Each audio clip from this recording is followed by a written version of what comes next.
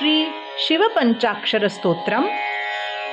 नागेन्द्रहाराय त्रिलोचनाय भस्मांगरागाय महेश्वराय नित्याय शुद्धाय दिगंबराय तस्मै नकाराय नमः शिवाय।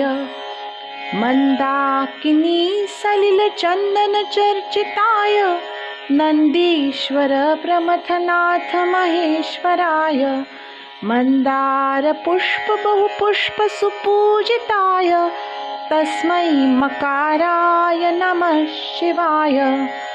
शिवाय गौरी वदनाब्ज वृंद सूर्याय दक्षाध्वरनाशकाय श्रीनीलकंठाय वृषध्वजाय तस्मै शिकाराय नमः शिवाय।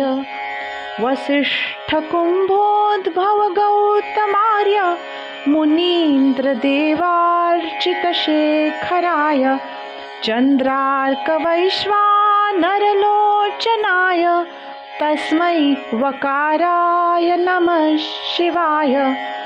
यक्षस्वरूपाय जटाधराय पिनाकहस्ताय सनातनाय दिव्याय देवाय दिगंबराय तस्मै यकाराय नमः शिवाय।